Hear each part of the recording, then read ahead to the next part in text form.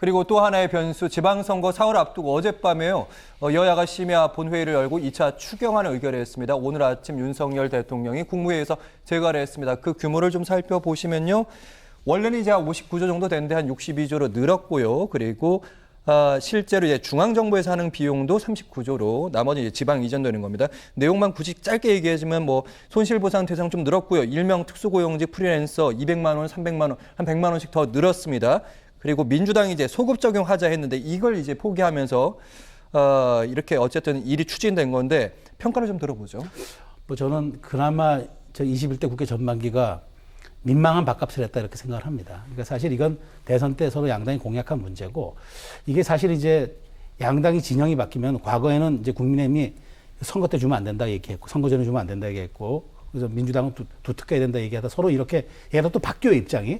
근데 과연 이게 뭐 옳고 그르냐를 떠나서 어쨌든 21대 국회 마지막 날에 통과를 시켰고 여야 어쨌든 선거 3일 전에 국민께 그 갈증을 해결하기 위해서라도 빨리 진행하겠다. 그나마 다행입니다만은 저는 이번에 그렇다면 이건 좀 지적하고 싶어요. 국민의힘은 국민의힘대로 과연 이걸 통과시키기 위해서 그러면 얼만큼 사전적으로 노력했는지 이것도 한번 돌아봐야 되겠지만 민주당은 제가 보기에 지금 정말 중도층을 끌어들이려면은 선거 직후에 이 검수완박 법안에 몰입할 것이 아니라 이 말하자면은 손실보상법의 법적 근거를 가질 수 있도록 이걸 먼저 통과시켰다면 상당한 중도층의 인기를 받았을 거예요. 그러니까 지금 이게 말하자면은 법에 적용이 안 되기 때문에 추후 논의를 하자고 지금 손실보상법에 대한 근거를 마련하자 했잖아요. 앞으로 국회에 해 나가겠지만 이런 문제들을 보면서 과연 그 국민들은 그러면 정치의 본령이 무엇이냐라고 되묻는 본원적 질문을 할 겁니다. 어쨌든 저는 유불리를 따지지 않고 3일 동안 남았기 때문에 3일 전에 집행한 거는 그나마 서로가 양당이 역풍을 걱정했던 것이 아닌가 싶어요. 그래서 좀 다행스럽긴 한데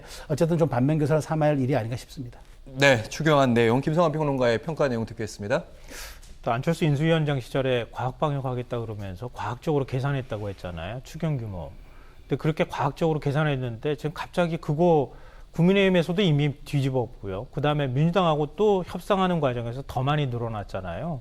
안철수 전 인수위원장이 무슨 과학을 통해 가지고 그 금액을 산출했는지 그게 좀 의문스럽고요.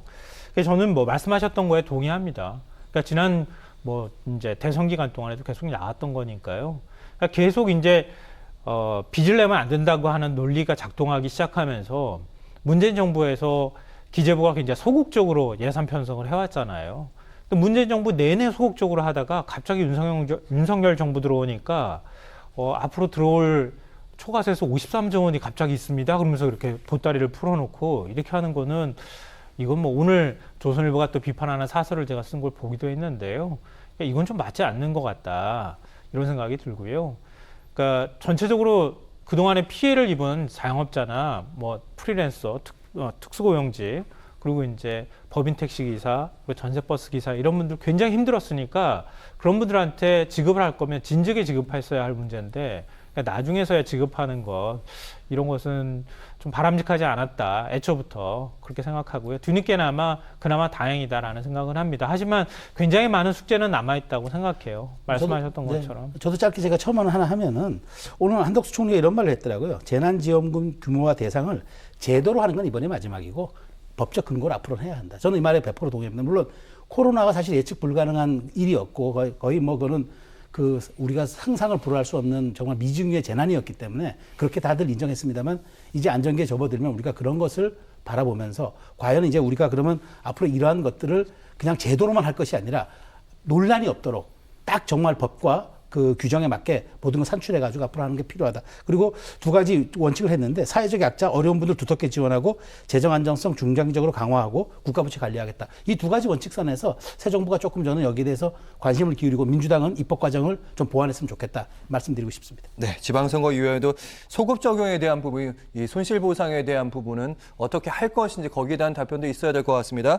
그리고 민주당이 이제 추경 액수를 늘려야 한다고 얘기하고 소급 적용해야 된다고 하면서 대통령과 만나자 이렇게 제안을 했었는데 추경 처리 전에는 이제 윤 대통령은 만날 수 없다 이렇게 바로 거절을 좀 했더라고요. 어떻게 보셨습니까? 네, 지금은 뭐 만나기 좀 쉽지 않은 시기이긴 해요. 정치 일정으로 보면. 그러니까 지방선거 끝나고 난 다음에 지방선거 결과를 아마 다 회고해야 할 시간도 아마 필요하지 않을까 싶어요. 그러니까 국민의힘은 또 승리하면 승리하는 대로, 패하면은 민주당이 또 패하는 대로 그거에 대한 내부 평가도 있어야 될 필요가 있을 것 같고요. 그리고 난 다음에 좀 정돈되는 과정이 있지 않을까 싶어요. 더군다나 이제 후반기 국회 원구성을 어떻게 할 것이냐, 이걸 두고 굉장히 시끄러울 가능성이 높거든요. 그러니까 후반기 원구성이 아마 끝나야 제가 볼 때는 대통령하고 여야 대표가 만나는 자리를 볼 수 있지 않을까 이렇게 생각합니다. 그래서 이번 추경 한 번으로 갑자기 지금 이제 대통령실에서도 얘기했다는데 영수회담이라는 표현도 좀 거북스럽다고 얘기를 하는데요. 근데 뭐라고 이제 표현을 바꿔야 될지는 모르겠지만 대통령하고 만나면은 뭔가 그래도 얘기를 생산적으로 해야 될 필요가 있지 않겠어요? 그러니까 국회 문제도 좀 정리하고 후반기 국회 원구성도 끝내고, 그리고 난 다음에 윤석열 정부 출범하고 난 다음에 국회에 또 도움을 요청할 부분들이 틀림없이 있을 거거든요. 근데 그런 도움을 요청할 부분이 무언지 이런 것들을 정리하는 시간들이 아마 당분간은 좀 있지 않을까 그렇게 생각합니다. 네, 추경안이 통과되면 이제 윤 대통령이 만나겠다 이렇게 제안한다는 얘기도 전해지긴 하는데, 이번에는 지방선거 끝나고 나면 민주당과 정의당이 약간 손사래를 칠 것 같은 느낌이 드는 게, 방금 말씀하신 부분, 후반기 원구성, 그러니까 국회 법사위원장을 누가 가져갈 것인가, 이 문제도 좀 치열한 논쟁이 있을 것 같고, 그 법무부의 인사검증단을 직접 설치하겠다, 이 부분도 야당에서 그렇게 좋아하는 이슈는 아니거든요. 그러니까 저는 어쨌든 6월 1일 선거 결과에 따라서 전국이 경랑 속으로 빠져들 수밖에 없다 생각이 됩니다. 그러니까 말씀하신 두 가지 이슈들이 그 향후 굉장히 중요한 어젠다가 될 겁니다. 이제 정치 어젠다가 될 겁니다. 그런데 기본적으로 어쨌든 저는 법사위원장 문제는 민주당의 선거 결과에 따라서, 자 그러면 우리가 강경으로 갈 것이냐, 우리가 다시 중도를 바라보면서 같이 갈 것이냐, 이런 문제를 놓고서 다시 얘기하겠지만, 저는 이 문제에 대해서는 논란의 소지가 없다고 봐요. 지난번에 어찌됐건 다음 법사위원장은 야당이 맡는다가 아니라 국민의힘이 맡는다고 이미 명시를 해놨어요. 그러니까 전임자의 그 협상이라고 거부할 수 있는 건 아닌 것 같고, 민주당이 선거에서 만일 예상 밖의 정말 참패 성적을 받는다면은 저는 국회 원내 협상에 나설 수밖에 없죠. 왜냐? 중도를 보고 가야 되니까. 그리고 이제 그렇다면 그걸 과정을 통해서 인사검증에 대한 그 법무부의 문제들, 이런 것들은 이제 국회 내에서 서로 협치하는 과정 속에서 지금 국민들이 우려하고 있는 제도의 권한 남용, 이런 것들에 대한 보완적인 작업들이 이루어질 수 있다고 봅니다. 그렇기 때문에 저는 어쨌든 지금 이틀 후에 남은 지방선거 결과가 결국 이제 앞으로 4년 반, 그러니까 거의 5년 남은 이제 윤석열 정부와 그다음에 올해 연말 전국을 전부 시금석으로 가져가는 아마 토대가 되지 않을까 그렇게 생각합니다. 지금 이제 협상들이 한창 진행 중이기 때문에 뭐라고 단정하기는 어려운데요. 그러니까 문재인 정부 시절에 대권도 문재인 정부가 가져갔고, 그리고 의회 권력도 문재인 정부가 가져갔으니 상임위 구성할 때 법사위원장 안 주면 당신들 마음대로 하시오, 상임위 마음대로 다 가져가시오, 이런 태도를 보였잖아요, 국민의힘에서. 근데 이번에도 역시 또 그런 얘기를 한다 그래요, 보니까. 그러니까 법사위원장 민주당이 가져갈 거면 상임위 다 가져가라, 이렇게 얘기하고 있다는데, 그건 대단히 무책임하다. 그러니까 윤석열 정부 사실 대통령 중심제 국가에서 하다못해 문재인 정부 제왕적 대통령제라고 얼마나 많이 공격을 했습니까? 그럼 민주당도 역시 마찬가지예요. 어찌 보면 권력은 사실 윤석열 대통령한테 가 있는 거거든요. 그러니까 의회 권력이 아무리 세다 하더라도 대한민국의 권력은 대통령이 가져가 있는 권력이 훨씬 더 크거든요. 그걸 부인하기는 어려운 사실이란 말이에요. 더군다나 민주당 입장에서는 사실 야당이 된 상황이기도 하고, 전반기 국회 때 여러 우여곡절 끝에 합의는 하긴 했지만 사실 검찰공화국에 대한 우려가 굉장히 큰 것도 사실이란 말이에요. 그런 문제에 있어서 민주당이 의회 권력 다 가져갔으니까 마음대로 하시오, 이런 식의 태도보다는 민주당하고 법사위원장 문제도 좀 협의하고, 그리고 상임위원장도 운영위원장부터 시작해서 가져가야 할 위원장이 여러 군데 있잖아요. 국정 운영을 하는 데 있어서 꼭 필요한 그런 자리들도 민주당하고 좀 협상하는 모습을 좀 보여야 되지 않을까.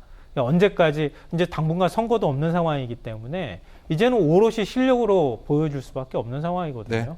그러니까 민주당도 아까 말씀하셨던 것처럼 중도층을 생각한다고 하면 무조건 갖고 오겠다, 이런 태도는 좀 버려야 될 필요가 있을 것 같고요. 국민의힘에서도 민주당 마음대로 하시오, 이런 태도를 또 이제 버려야 될 때가 되지 않을까 생각합니다. 네, 최평론가님.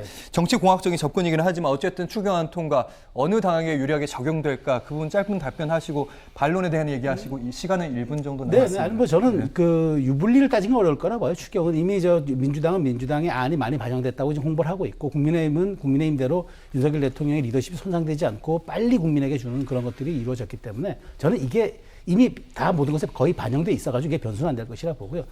그러니까 김성환 평론가 말씀하신 것 국민의힘이 뭐 다 가져가라 이게 사실 목리처럼 비춰질 수 있고 좀 그 때처럼 비춰질 수 있지만 저는 그렇지 않다고 봐요. 민주당이 던지지 말아야 할 카드를 던진 거예요. 아니 어떻게 이렇게 약속을 하루아침에 이부자리 접듯합니까? 그렇게 너무 경우 없이 대책 없이 나오니까 국민의힘이 그렇게 나온 건데 저는 이 문제는 상식과 합리에 기해서 풀어야지 그것이 저는 정치가 살 길이라고 봐요. 이거는 민주당이 제가 보기에 더 때를 쓰면은 국민들이 등을 돌립니다. 중도를 봐야 된다. 이 말씀 마지막 말씀을 들었습니다. 최수영 평론가, 김성환 평론가와 함께했습니다. 말씀 잘 들었습니다. 고맙습니다. 네.